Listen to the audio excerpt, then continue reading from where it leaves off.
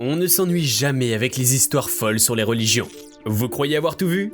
Détrompez-vous, car les histoires d'aujourd'hui sont carrément dingues, à la limite nauséabondes. Bonjour les tortues et bienvenue dans cette nouvelle vidéo de Top Tortue. Comme toujours, n'oubliez pas de mettre un pouce vers le haut, de commenter et de partager cette vidéo. Ça aide la chaîne à se faire connaître. N'oubliez pas également de vous abonner et de cliquer sur la cloche pour être prévenu lorsque je sors une nouvelle vidéo. Manipulation de serpents, Church of God. Jusqu'où êtes-vous prêt à aller pour tester votre foi en Dieu ? Seriez-vous capable de tenir entre vos mains certains des serpents les plus venimeux sur Terre ? Vous trouvez que ce serait stupide de faire une telle chose ? C'est pourtant le moyen qu'un certain George Want Hensley utilisait pour tester la foi de ses fidèles. On ne sait pas exactement qui a initié la pratique de manipulation des serpents dans les églises, mais on sait qui était le plus grand défenseur de cette pratique. Il s'agit de George Want Hensley. Les historiens retracent cette pratique au début des années 1910 dans une église de la vallée de Grasshopper au sud du Tennessee. Portant le nom évocateur de Church of God ou encore Église de Dieu, les dirigeants de cette église manipulaient des serpents très venimeux en pleine messe. Ils invitaient aussi leurs fidèles à faire pareil. C'était le moyen par exemple de tester la foi du chrétien. Non content d'avoir propagé cette pratique macabre dans le Tennessee, George Want Hensley s'engage à la conquête d'autres états du pays de l'oncle Sam. Il parcourt le Kentucky, les Carolines du Nord et du Sud, la Virginie, l'Ohio et l'Indiana. Il s'associe à des locaux pour créer des Church of God un peu partout. De nombreuses personnes mourront des morsures de serpents et Hensley déclara simplement que leur foi n'était pas assez forte. Jusqu'aujourd'hui, il y a encore des églises très marginales en Virginie occidentale où on pratique la manipulation de serpents venimeux, mais elle est très encadrée par des professionnels. En attendant la fin de la vidéo, nous vous laissons deviner comment George Want Hensley est mort. Il mange des excréments. Agoris. Vous pensiez que les manipulateurs de serpents sont des fous ? Accrochez-vous bien parce que les agoris mangent carrément leurs excréments. Encore appelés Agoris Sadus, ce sont des adorateurs du dieu hindou Shiva ou de son homologue féminin Kali ou Shakti. D'après eux, Dieu existe dans tout. À côté des agoris, les manipulateurs de serpents semblent être des enfants de cœur. Aucune pratique dégoûtante n'échappe aux agoris, que ce soit le nudisme, la consommation de cadavres humains, les relations sexuelles avec des cadavres.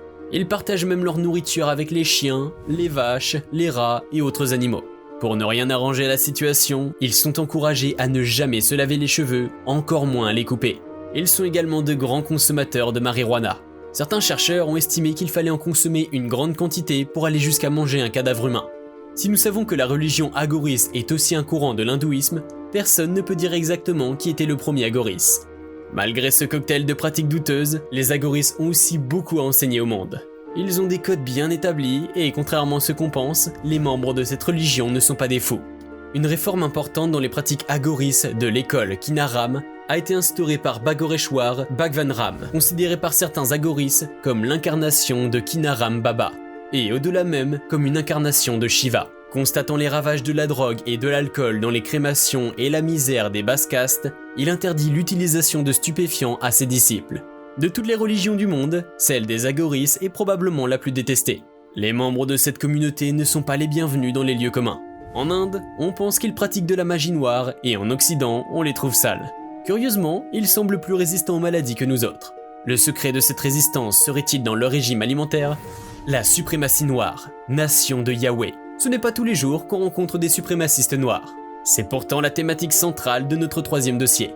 En 1979, un jeune homme très intelligent et manipulateur, du nom de Hulon Mitchell Jr., crée la nation de Yahweh.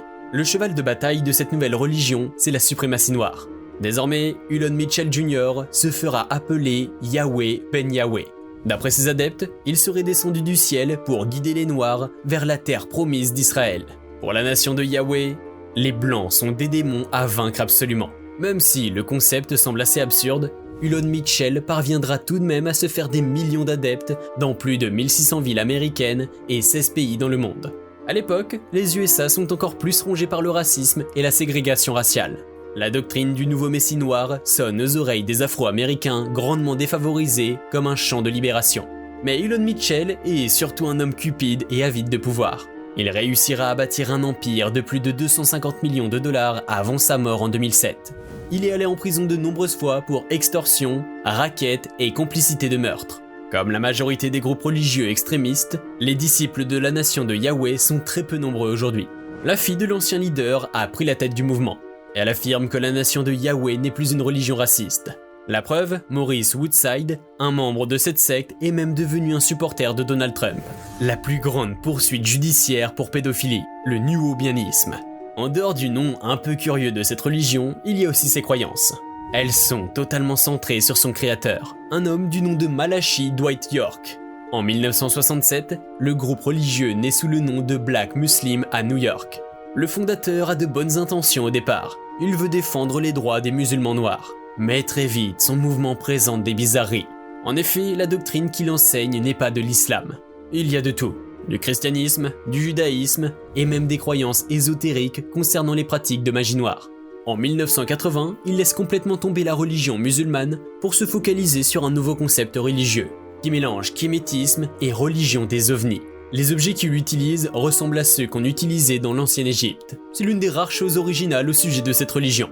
À partir des années 2000, les adeptes du nuobianisme commencent à sentir que leur chef perd le nord. En 2002, le leader religieux est accusé d'abus sexuels sur des mineurs, dont certains n'ont que 4 ans. Finalement, en avril 2004, il sera condamné à 135 ans de prison pour pédophilie et fraude fiscale. Le cas de Dwight York est l'une des plus grandes poursuites pour abus sexuels sur mineurs jamais dirigées contre une seule personne dans l'histoire des États-Unis, à la fois en termes de nombre de victimes et de nombre d'incidents. Il n'y a plus aucun nuobianiste dans le monde aujourd'hui. Les installations de Dwight York en Géorgie, sur une superficie de 200 hectares, ont été détruites, afin que les gens ne puissent plus s'y recueillir. Si ce messie pédophile vit jusqu'en décembre 2119, il pourra sortir de prison. Une méditation surprenante. Nous terminerons cette vidéo par un 5e gourou. C'est l'un des plus excentriques. Son concept à lui, c'était quelque chose qu'il appelait la méditation dynamique. Elle est censée répondre aux besoins de l'être humain du 21e siècle. En 1970, un Indien du nom de Rajneesh Chandra Mohan Jain se met à faire la promotion d'une nouvelle façon de méditer hors du commun. Il a exercé comme professeur d'université en Inde et enseigne la philosophie. L'homme est désormais connu sous le nom d'Osho, titre qu'on donne aux professeurs dans la culture zen japonaise. Vous avez certainement constaté que la majorité des gourous de notre liste avaient amassé des fortunes à un moment de leur vie. Osho n'échappera pas à cette règle. Son cas sera même pire, car plus le gourou se fait de l'argent sur le dos de ses victimes, et plus il devient extravagant, défiant clairement les pouvoirs publics. Sa méditation dynamique est censée permettre de chasser le stress en poussant d'horribles cris et en bougeant le corps à la manière d'une personne possédée. C'est très différent de ce que les gens ont l'habitude de pratiquer et apparemment ça marche. Des millions de fidèles en Inde et partout dans le monde vont lui offrir des sommes d'argent considérables, des voitures de luxe et même des biens immobiliers. Mais Osho sera bientôt accusé de favoriser l'immigration clandestine aux USA. Le fondateur milliardaire sera expulsé du pays pour retourner en Inde, après avoir parcouru plusieurs autres pays dont l'Afrique du Sud. En 1990, les nombreuses maladies qu'il traîne depuis des années l'immobilisent à Pune en Inde. Il mourra finalement le 19 janvier de la même année d'une crise cardiaque. Mais sa technique de méditation n'a pas disparu avec lui.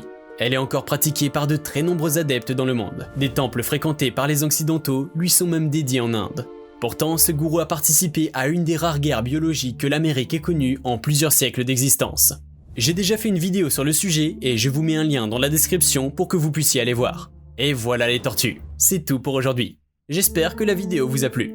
N'hésitez pas à me mettre en commentaire des sujets de vidéos qui vous plairaient. Abonnez-vous, laissez un like, partagez la vidéo et à très bientôt.